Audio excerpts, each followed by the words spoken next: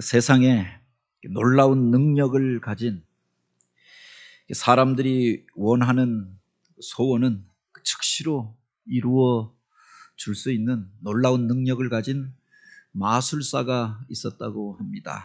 그가 어느 날 지상 최대의 공연을 하게 되어졌는데, 공연을 하는 도중에 그 앞에 있었던 세 사람을 불러 세우고 당신이 원하는 대로, 원하는 모습대로 이 시간 바꾸어 주겠습니다. 당신의 소원이 무엇입니까? 묻게 되었다고 하죠. 앞에 있던 세 사람이 나왔는데 그 첫 번째 사람이 말하기를 무엇을 해도 안 되고, 그리고 그 가수였는데 사람들한테 인기는 없고 남들은 가수인지도 모르는 그런 사람이었습니다. 자기는 스타가 되기를 원한다. 많은 사람들 가운데서 인기를 얻는 빛나는 스타가 되기를 원한다. 그렇게 이야기했다고 하죠. 그랬더니 이 마술사가 딱 순식간에 주문을 걸어서 수리수리 마 했더니 뻥 하면서 반짝이는 옷을 입고 갑자기 목소리가 변하여서 영롱한 소리로 노래하면서 수많은 사람들이 환호하는 스타의 모습으로 바꾸어져 있더라라고 하는 겁니다. 그 옆에 있던 사람이 자기는 더 놀라운 것을 요구하여야겠다 생각하고, 내 소원은 왕이 되는 것입니다. 모든 사람이 내 앞에 그렇게 무릎을 꿇고 머리를 숙이고 내 말을 듣고 그렇게 무적의 힘을 가지는 그런 왕이 되게 해 주십시오.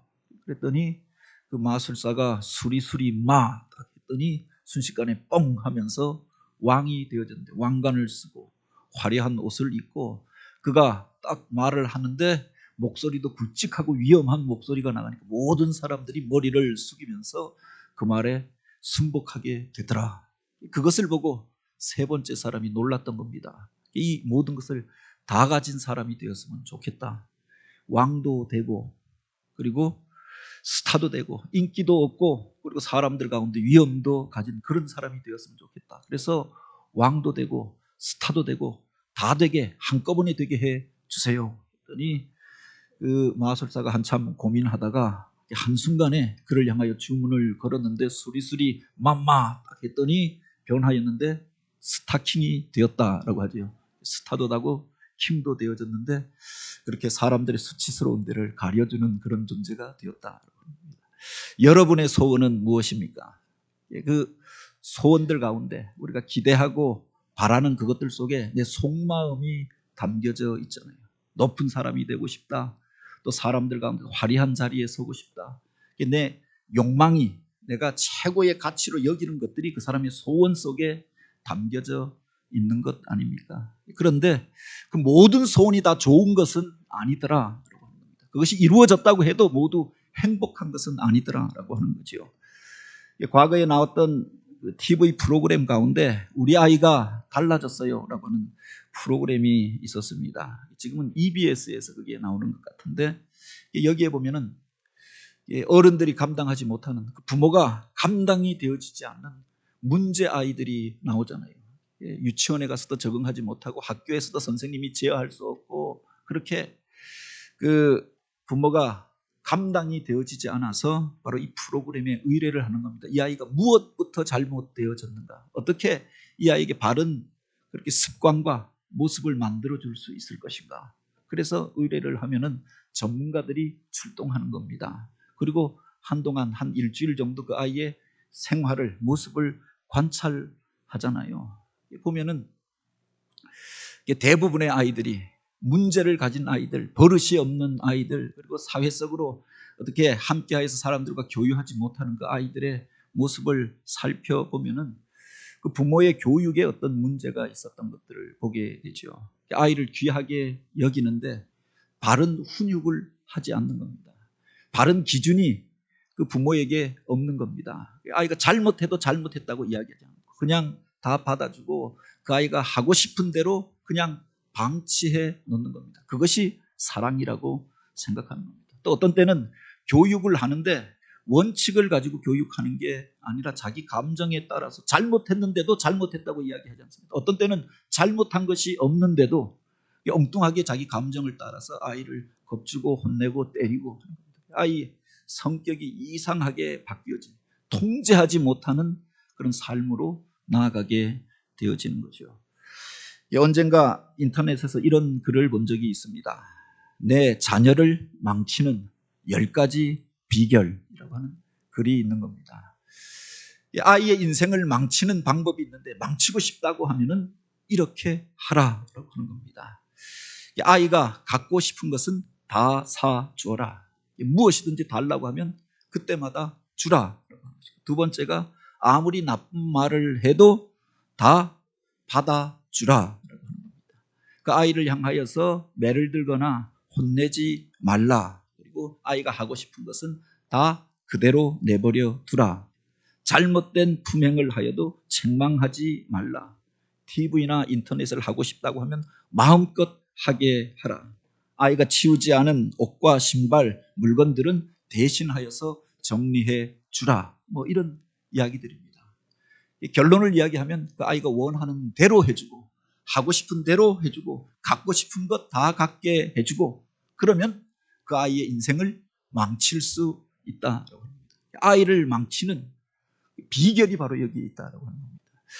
부모가 잘못된 것을 잘못됐다고 이야기하지 않고, 또 그 아이가 자기 감정을 절제하도록 가르치지 아니하고, 바른 질서와 원칙을 아이에게 심어주지 아니하면 그 아이의 인생이 필연 망가질 수밖에 없고, 인간 속에 있는 죄성이 극대화되어져서 나타날 수밖에 없다고 합니다. 이것은 가정교육의 원칙만이 아니라, 어린아이에게만 적용되는 말이 아니라 사실은 어른들에게도, 모든 사람에게 다 적용되어지는 일들이 아닙니다. 사람들이 하자는 대로 하고, 사람들이 원하는 대로 가고, 세상의 교육과 또 사람들이 하나로 합의하여서 지켜야 할 원칙들이 깨어져 버리면 그 사회는 필연적으로 혼동 가운데로, 무질서 가운데로 치달아갈 수밖에 없고, 인간의 죄성과 악함이 드러나는 사회가 되어질 수밖에 없다고 하는 거죠. 그래서 법이 필요하고, 질서가 필요하고, 원칙이 필요하고, 또 우리 삶 속에서 교육과 훈련이 필요한 것 아닙니까? 교회가 세속화되어지고 하나님의 신앙을 떠나고 그 교회가 깨어지고 망가지는 비결도 바로 여기에 있다라고 하는 겁니다. 그래서 마귀 사단이 교회를 향하여서 교육하지 말라, 훈련하지 말라, 모이지 말라, 이런 이야기들을 가지고 계속 사람들에게 주입을 하는 거죠. 사람들이 원하는 대로 그대로 내버려 두면은, 불과 몇 년이 지나지 못하여서 바로 아마 이 믿음의 공동체는 세속화된 공동체로, 세속화된 모임으로 바뀌어지고 말 것입니다. 사람들이 모이면 하는 이야기가 있죠. 그래서 우리 꼭 예배해야 하느냐, 말씀이 너무 길다, 왜 교인들에게 부담을 주느냐, 불편하고 힘든 것들은 하지 말자, 편한 방향으로, 쉬운 방향으로, 사람의 욕망이 이끄는 방향으로 이끌어가기 시작하면 사실은 몇 년이 지나지 않아서 거룩한 공동체, 하나님의 영광을 나타내던 공동체도 세상 모임과 별반 다르지 않는 모임으로 바뀌어지게 될 것이다. 아마 10년이 지나지 않아서 간판을 떼자고 하게 되겠죠. 우리가 굳이 그렇게 기독교라고 하는 이름을 달아야 하느냐, 굳이 우리가 예배해야 하느냐, 그냥 편한 대로 교제하고 놀고 하고 싶은 일들을 하면서 지내는 게 좋지 않냐, 이렇게 가지 않겠는가. 중요한 것은 그 모임이 유지되기 위하여서도 원칙이 필요하고, 또 한 사람이 바른 길을 가기 위하여서도 교육과 훈련이 필요한 것처럼 믿음의 공동체 안에도 이것이 있어야 한다라고 하는 겁니다. 어떤 길은 사람 보기에 좋아 보이나 필경은 사망의 길이라고 하였습니다. 우리 보기에 좋은 것들을 쫓아가다 보면 사망의 길로, 소돔의 길로, 멸망의 자리로 치달아갈 수 있는 거지요. 어쩌면 이 사회를 향하여서, 이 땅을 향하여서 주는 메시지도 바로 여기에 있다고 생각합니다. 과거에 이 땅에 많은 믿음의 선진들, 우리 인생의 선배들은 이 땅의 자유를 지키기 위하여서 목숨 걸고 싸웠습니다.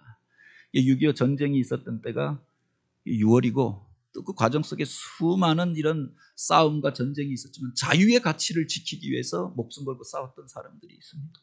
80년대, 90년대 이후에 이른바 386 세대, 저는 제가 그 세대라고 하는 것이 자랑스러운데, 그 세대의 사람들은 민주주의의 가치를 지키기 위하여서 바로 그렇게 주장하고 싸우고 각 삶의 자리 가운데서 사람의 존귀함에 대하여서 사람이 중심된 세상에 대하여서 만들고자 하였다. 그래서 민주주의의 가치가 이제는 보편화된 세상에서 살게 되어졌습니다. 오늘 우리는 그래서 자유를 누리면서 살고 있고 민주주의를 주장하는 사회 속에서 살아가고 있습니다. 그런데 또 생각해 보면은 이 권위주의가 무너진 터전 가운데 참된 권위도 무너지게 되어졌다. 권위자가 없어진 시대 가운데 우리가 살아가게 되어졌던 것 아닙니까?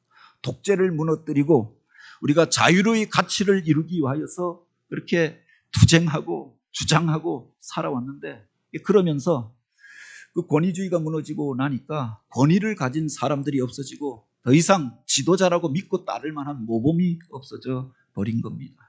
집단주의의 폐해에 대하여서 주장하고 공격하였는데, 그리고 보니까 공동체의 이 소중한 가치들이 무너져 내리면서 이 시대에 많은 사람들이 바로 각자 자기 소견에 옳은 대로 행하는 시대가 되어졌다.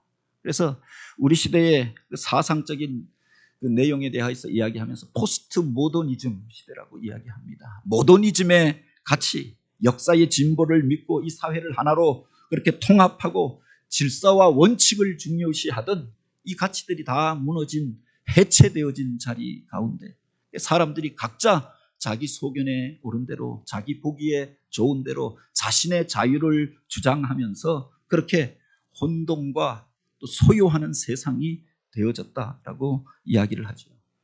오늘 우리 시대와 가장 닮아 있었던 성경의 시대가 있는데 바로 그 시대를 가리켜서 사사시대라고 이야기합니다. 어찌 보면 가장 이상적인 사회를 건설하고 또 하나님의 영광을 나타내기에 가장 아름다웠던, 그래서 성공의 시기였고 번영의 시기였고 부흥의 시기가 사사기의 시대였습니다. 하나님께서 이스라엘 백성들을 애굽 땅에서 해방되어져서 나오게 하였고 광야 가운데서 훈련시킨 이후에 가나안 땅에 들어가게 하셨습니다.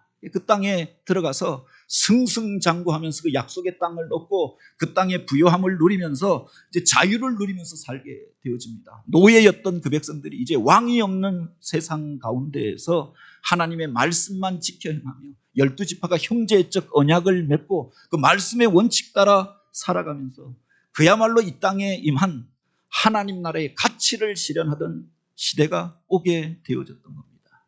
그런데 시대가 지나가면서 그들이 처음에 그 감격과 기쁨 그리고 신앙의 원칙들을 잃어버리면서 그들 가운데 혼란이 찾아오게 되어졌던 겁니다. 그리고 오늘 본문에 보면 그 시대의 결론에 대하여 그 마지막 시기에 대하여서 이야기하면서 이렇게 기록합니다. 그때 이스라엘의 왕이 없으므로 사람이 각기 자기 소견에 옳은 대로 행하였더라. 그 앞에 보면은 이스라엘 가운데서 일어났던 여러 가지 혼란스러운 상황에 대하여서 이야기합니다. 그래서 동족이 동족을 향하여서 전쟁을 벌이고 한 지파가 멸절되어지는 것 같은 그런 위험을 겪게 되어지고 음란하고 타락한 문화가 만연되어지고 백성들은 우상을 숭배하고, 그리고 오늘 우리가 읽은 그 본문 바로 앞구절에 보면 사람들이 자기의 지파, 자기의 가족에게로 돌아갔고 각기 자기가 왔던 그곳으로 자기 기업으로 돌아갔더라.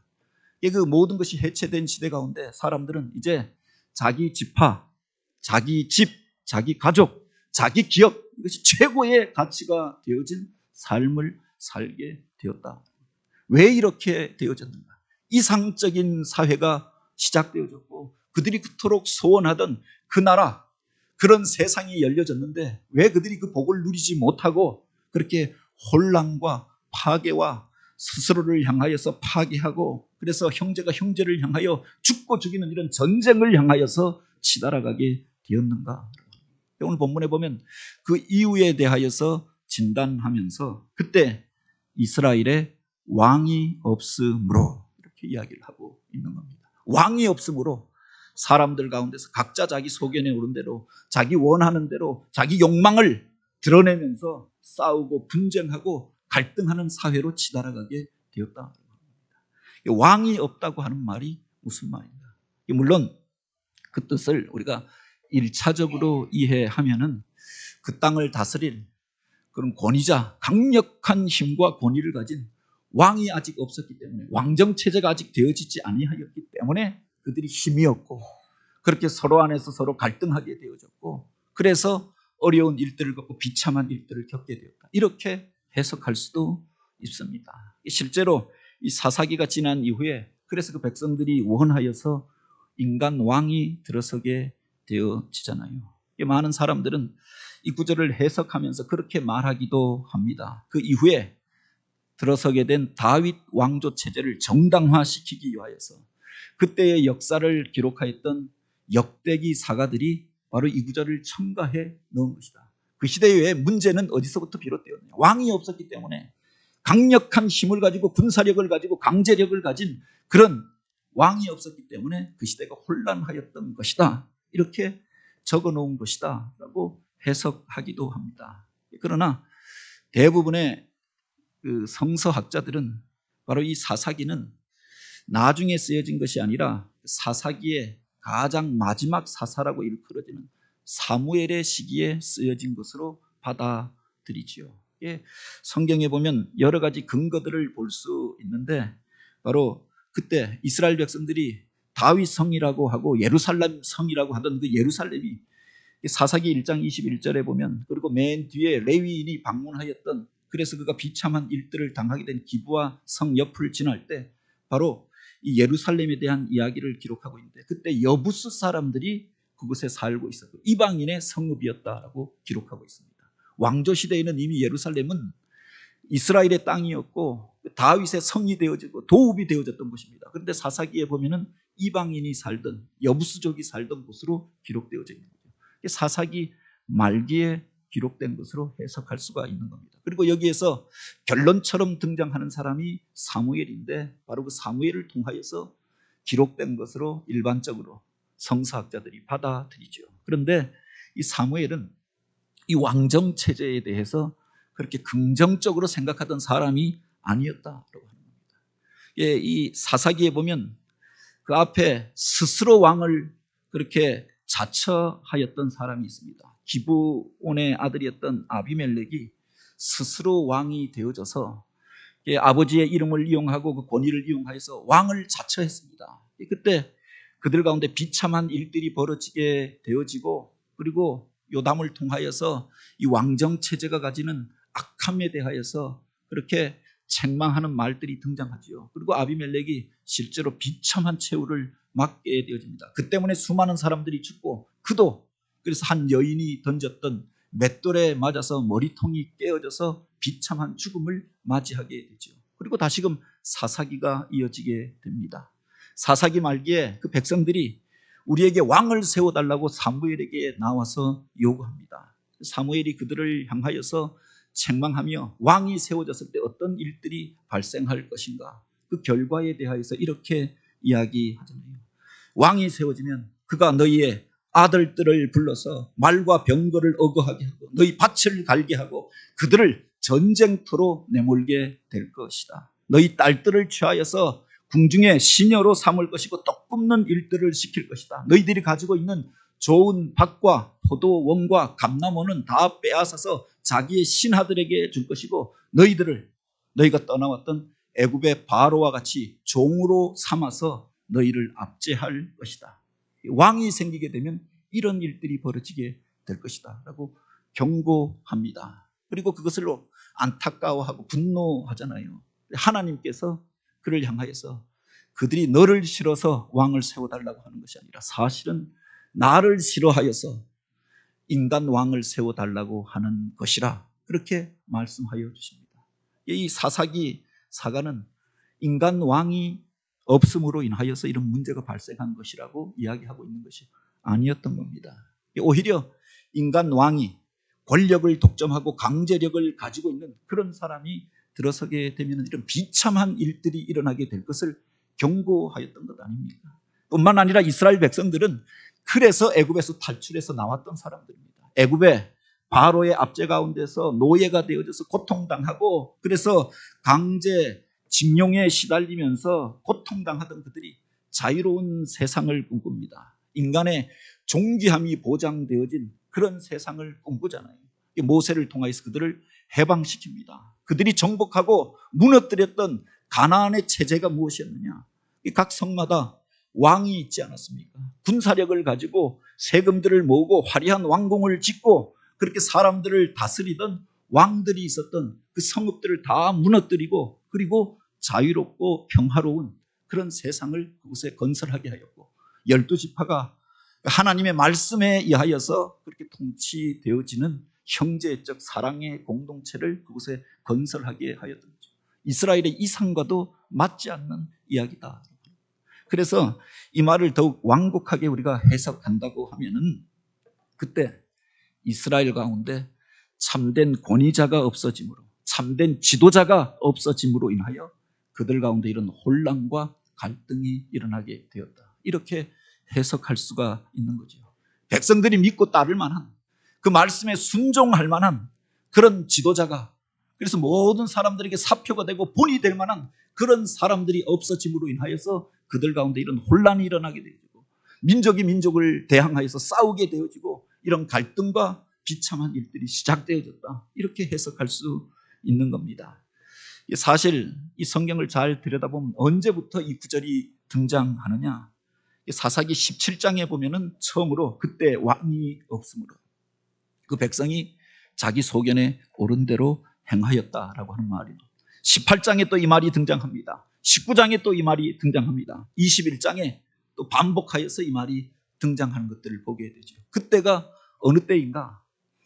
사사기 초기에는 하나님 앞에서 소명을 받고 믿음 앞에서 본이 되어지는 사사들이 있었습니다. 하나님의 부르심 앞에 순종하면서 자기 목숨을 걸고 민족을 구원하기 위하여 하나님의 말씀을 붙잡고 나아갔던 지도자들이 있었습니다. 그들이 다스리던 시기에는 이방 민족을 그래도 강력한 대적들이 있었지만 승리하였고 그 위기를 돌파하였고 또 하나님이 주시는 복과 은혜를 누리면서 평화의 시기가 이어졌다라고 이야기합니다. 그래서 그들 가운데 평화가 오게 되었고 20년 동안 평화가 있었더라.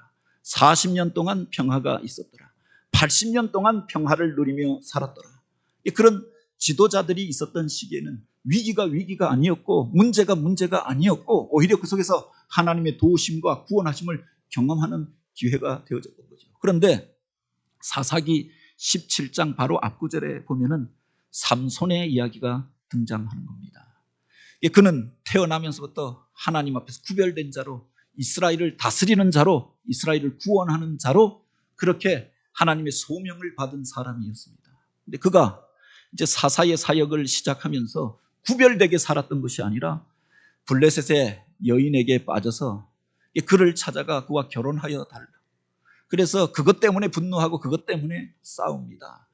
바로 이방 여인의 집을 찾아가고 그 기생의 치마폭에 쌓여서 바로 그렇게 세상의 연락에 취하여서 살아가는 삼손의 모습을 기록하고 있죠. 그러면서 그가 능력을 잃어버리고 구별됨을 잃어버리고 그 자신도 비참하게 끝나버렸지만 이스라엘도 비참한 자리에 빠지게 되었다. 블레셋에 의하여서 이방 민족에 의하여서 압제당하고 노예처럼 살아가게 되었다고 하는 겁니다. 그리고 이제 성경이 이 말을 하고 있는 그때 왕이 없으므로 이스라엘 백성이 각자 자기 소견에 옳은 대로 행하였더라.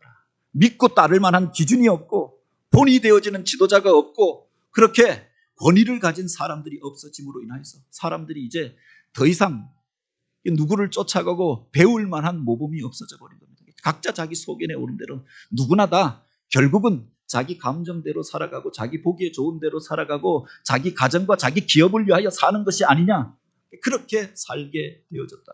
그러면서 혼란이 오게 되었다라고 하는 거죠. 실제로 20장, 21장에 반복하여서 등장하는 사건이 있습니다. 그때 이스라엘의 지도자였던 이른바 자기 기업을 갖지 않고 하나님을 위하여 헌신하였던 레위 사람이 등장합니다. 그런데 그 레위 사람이 성전에 머물러서 하나님을 예배하고 제사를 돕고 말씀을 가르치는 게 아니라 떠돌아다니면서 돈 되는 일을 찾아다닙니다. 그러다가 미가라고 하는 사람의 집에 가서 그 사람은 돈 벌고 부자가 되는 게 꿈이었고 그래서 자기 집에 있었던 금을 녹여서 우상을 만들어 놓았는데 기도법을 알 수가 없고 그렇게 제사법에 대해서 배운 적이 없으니 그 레위인을 집에 들여서 자기 집에 제사장으로 삼았다라고 했습니다. 돈 주고 월급 주고 옷 주고 집 주고 한다고 하니까 그 집에 들어가서 하나님을 섬겨야 할 사람이 바로 그 가정의 제사장이 되어져서 우상을 섬기는 일들을 가르치게 되어졌던 거죠. 이것이 한 집안이 타락하는 계기가 되어지고 나중에 보면 한 지파가 그것을 쫓아가게 됩니다. 12지파 가운데서도 자기 기업을 갖지 못하고 하나님이 주신 그 기업을 자기 것으로 만들지 못하고 떠돌아다니면서 그래서 편하게 얻을 땅이 어디 없을까 다니던 단 지파의 사람들이 바로 이 미가의 집에 왔다가 보니까 그렇게 보암직도 하고 화려하기도 한 우상이 있는 것을 보고 저것을 가져다가 우리의 하나님으로 삼아야겠다. 그리고 그 집에서 이 제사를 집례하던 레위인을 데려다가 우리가 월급을 더 많이 줄 테니 우리 집으로 가자. 우리 지파의 제사장이 되라. 그래서 단 지파가 자기들의 성읍에다가 바로 우상을 섬기고 우상 숭배에 빠져들게 된 죄악을 기록하고 있습니다. 그리고 그 이후에 본 또 하나의 에피소드가 등장하는데 한 레위인이 그도 성전에 머물러서 하나님을 섬기고 예배하는 직분을 감당했던 것이 아닙니다. 그가 자기 집에서 첩을 두고 살아가는데 본이 되어야 할 사람이 본이 되어지지 아니합니다. 뿐만 아니라 그 첩도 음란하여서 외간 남자와 바람이 나서 가출하여 버리잖아요. 그 여인을 잊지 못하여서 레위인이 성전에 있어야 할 사람이 그를 찾아갑니다. 그리고 그렇게 애걸복걸하여서 그 첩을 데리고 자기 집으로 다시금 가려고 합니다. 오다가 기브아 성에서 불량한 사람들, 비류들을 만나서 자기 첩이 강간을 당하는 일들이 있고 그 여인이 죽게 되어지는 사건이 발생하게 되었던 겁니다. 그가 회개하고 그래서 그것 때문에 하나님 앞에 돌이킨 것이 아니라 자기 첩에 사지를 찢어서 12지파의 각 기업으로 보내어서 우리가 이런 억울한 일들을 당하였노라. 바로 그 기브아 사람들을 향하여서 분노하라. 그들을 분노를 자극합니다. 그래서 12지파가 일어나서 11지파가 일어나 바로 이 기브아 사람들이 속하였던 베냐민 지파와 전쟁을 벌이게 되어졌던 거죠. 그래서 베냐민 지파가 멸절에 가까운 전멸에 가까운 위험한 일들을 겪게 되어졌던 겁니다.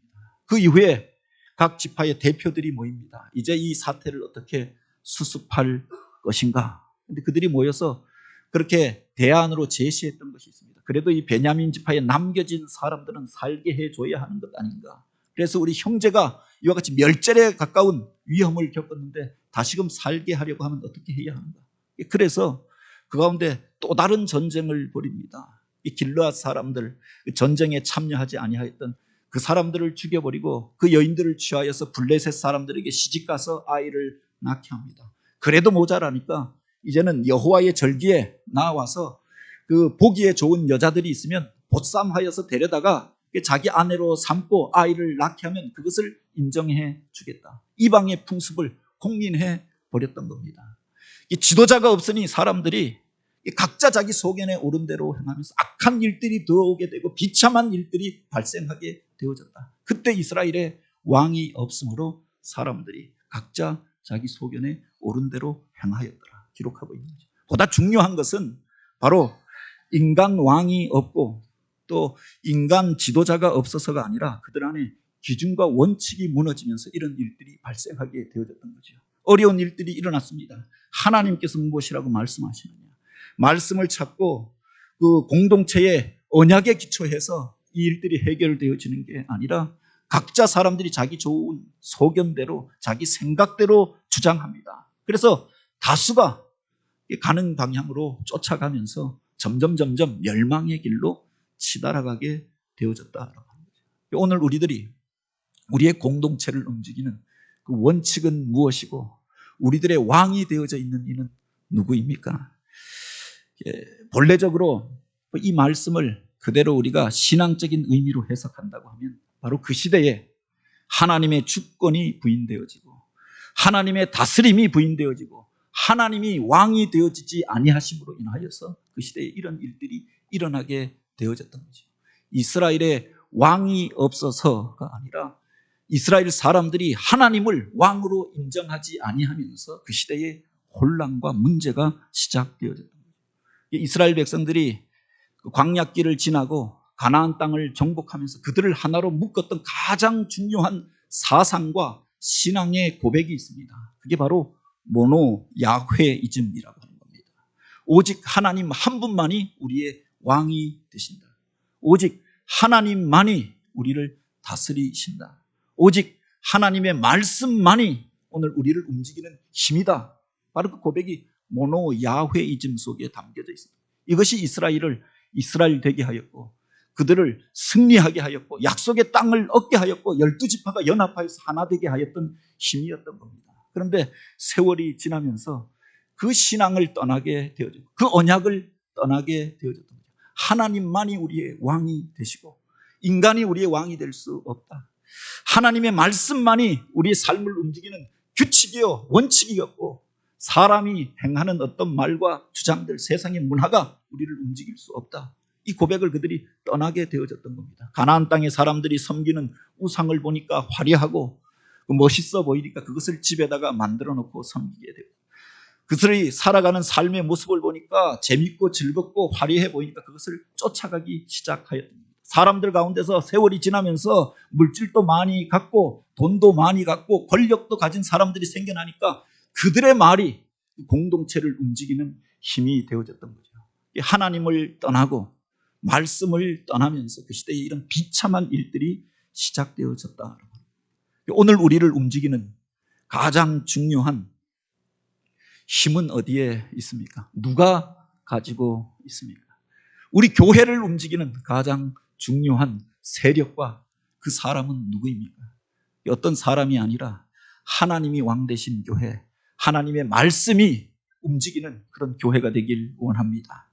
이 시대의 문제가 바로 여기서부터 출발하였던 것은 아닙니까? 우리가 하나님을 섬기고 하나님이 창조하신 세상 가운데서 살아갑니다.